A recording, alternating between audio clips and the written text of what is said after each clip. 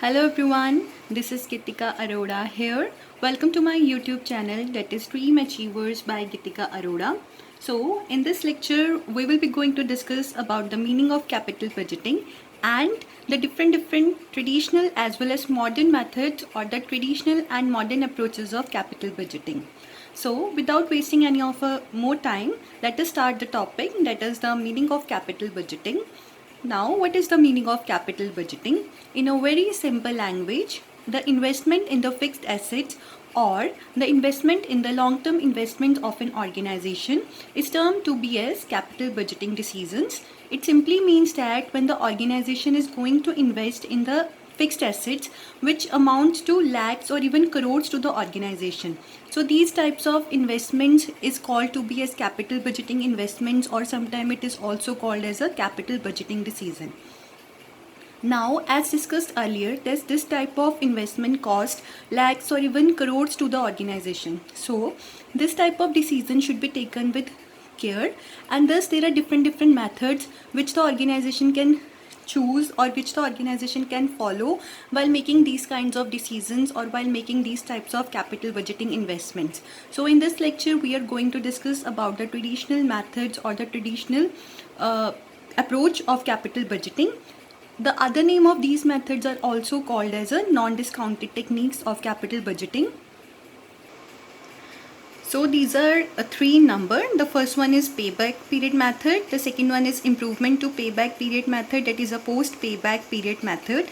And the third one is ARR, that is accounting rate of return method.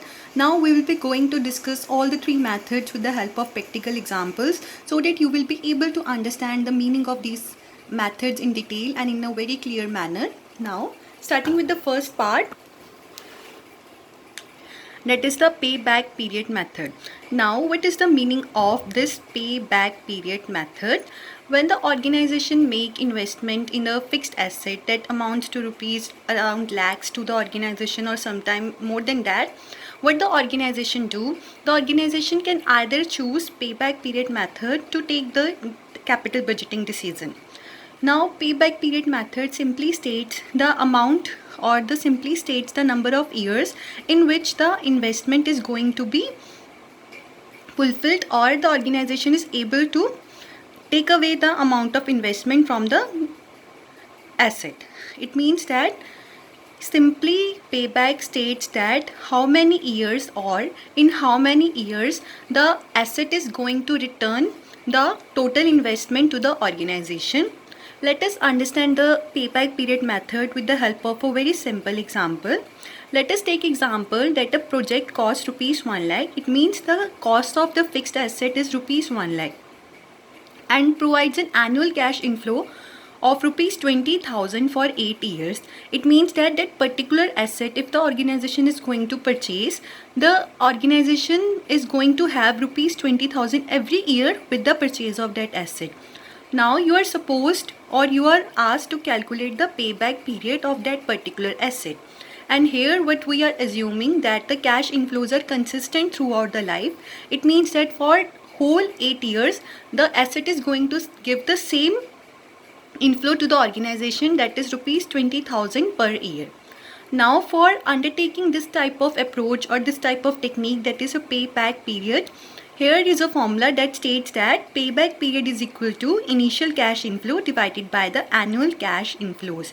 It means that initial cash inflow is simply the amount of investment that you are making in that particular asset, that is rupees 1 lakh, that is given in the question itself, and divided by the annual cash inflow, that is rupees 20,000. Here the payback period is 5 years. It means that if you have purchased the asset that is costing rupees 1 lakh and the asset is going to provide you the inflows for 8 years worth rupees 20,000 annually, after the end of 5th year you will be going to, or the asset will be going to pay back the total investment. So this is the meaning of payback period method. Now this was a part when the inflows are consistent throughout the life. And again a question arises, what happens if the cash inflows are uneven throughout the life? So for that we will be going to discuss one more example. So here there is another example, that is example 2, in which the cash inflows are not consistent, or how to calculate payback if the cash inflows are not consistent. So here there is another example which states that you have to determine the payback period for a project which requires a cash inflow or cash outlay of rupees 10,000. It means firstly you are making an investment of rupees 10,000, and then that particular project will be generating the cash inflows of rupees 2,000, 4,000, 3,000 and 2,000 in the subsequent years respectively. It means that here the cash inflows are not consistent, they are 2,000, 4,000, 3,000 and 2,000 in the next year respectively. So how you will be calculating the cash payback period in this method?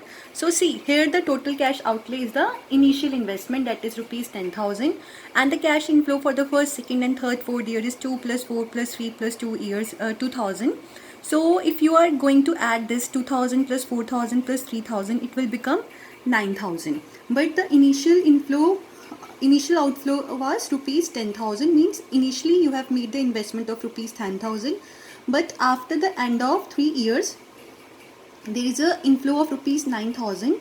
So when you are coming back to the fourth year, again the inflow is 2,000, and thus if you are going to add the fourth year also, the amount will become 11,000, which is more than the initial cash investment. So thus it can clearly become visible to you all that the payback period is lying between the third and fourth year, because after the third year, after means within this 3 and 4th year, your the asset is going to complete or give the inflow of rupees 1,000 more. So how you will be calculating the inflow? It will become like, for the 2,000 it is for the 12th month, and for the 1,000 you will be going to calculate the same as 1,000 divided by 2,000 into 12. So it becomes 6 months, and thus what you can state that here the payback period becomes 3 years and 6 months or 3.5 years. So this is the part when the cash inflows are uneven.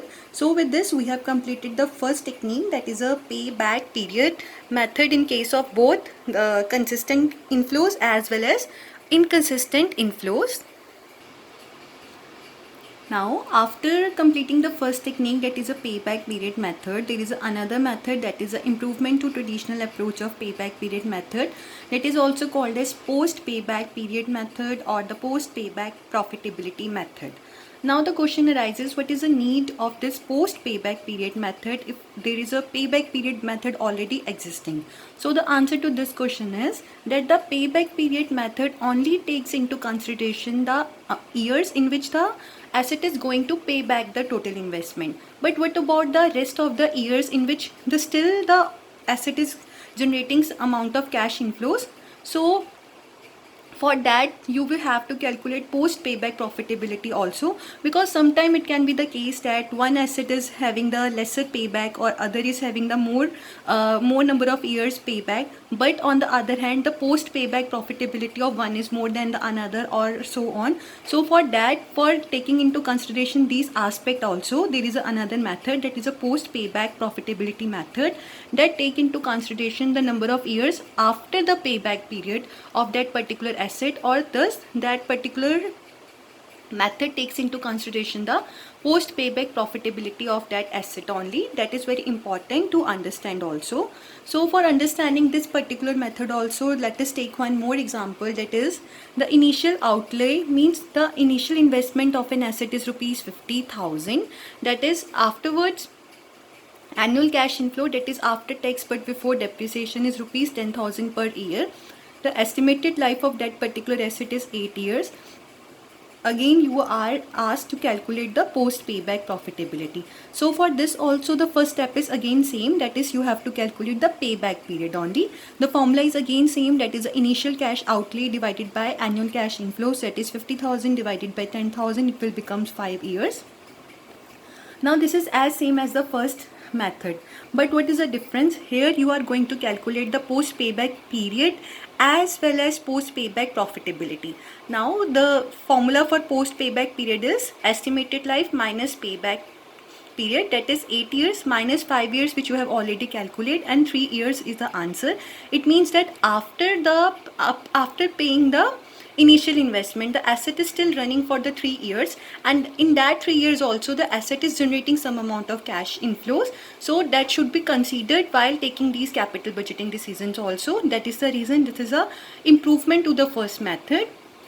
So after the calculating post payback period, you are supposed to calculate post payback profitability.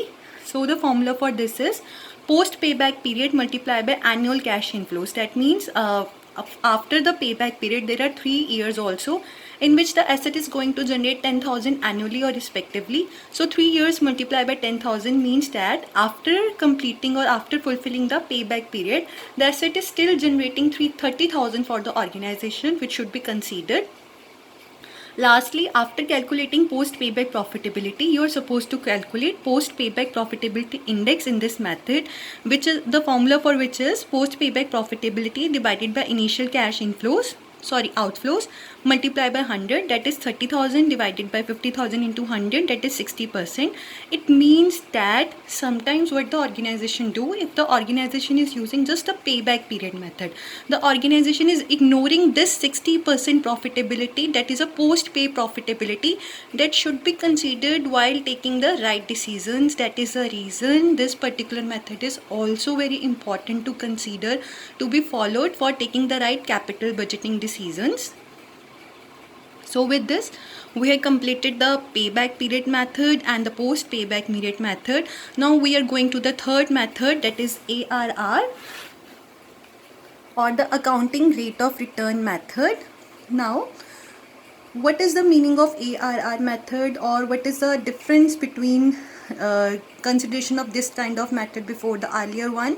So here the major important point which you should know, that in this particular method only, why the name is accounting rate of return, because here the inflows which you are taking is the accounting inflows, or here you are taking the accounting concept of profit, that is the profit after tax and depreciation.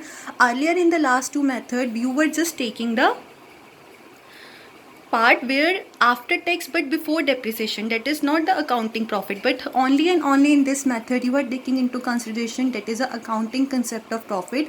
That is, in this every inflow is the profit after tax and depreciation. That is the reason this particular method is also known as accounting rate of return method. Now you will be able to understand this particular ARR method with the help of a very simple example. So here we will be taking an example that a project requires an investment of rupees 5 lakh, that is the initial investment, and has a scrap value of rupees 20,000 after 5 years, and it is expected to yield profit after tax and depreciation during the 5 years amounting to rupees 40,000, 60,000, 70, 50 and 20,000 respectively. Now you are supposed to calculate the ARR on the investment. So how to calculate ARR? Here the total profit is rupees 40,000 plus 60 plus 70 plus 50 plus 20 will become rupees 2,40,000. Here you are supposed to calculate average profit, that is the total profit divided by number of years, that is rupees 2,40,000 divided by 5, it will become rupees 48,000. Next step is to calculate net investment, that is initial investment minus scrap value. So thus here it will become 5 lakh minus rupees 20,000. So the net investment is rupees 4,80,000. And the formula for calculation of ARR is average annual profit after tax and depreciation divided by net investment multiplied by 100. So it will become 48,000 divided by 4,80,000 multiplied by 100. So answer is 10%. With this we have completed the third method of capital budgeting, that is the ARR method also. So now we have to conclude these three methods, means how to accept or reject different capital budgeting proposals or different investment proposals with the help of these three methods. So for the first one, that is a payback period method, lesser the payback period means the investment or the proposals, that is A and B, among these A and B, the one which is having the lesser payback or the sooner payback, you will be choosing the investment proposal that is having the lesser payback. For the post payback, the proposal with highest post payback profitability index, that is in the example we have calculated 60%. So the proposal with higher post payback profitability, you are going to choose that as a right proposal. And the last one is ARR. The proposal with highest ARR, you are going to choose that proposal among the different proposal. So with this, we have completed the traditional techniques of capital budgeting. In the next lecture, we are going to start with the modern techniques or the discounted techniques of capital budgeting. So for that, stay tuned. Thank you so much and be safe and stay home. And please do not forget to like, subscribe and share Dream Achievers by Gitika Arora. Thank you so much.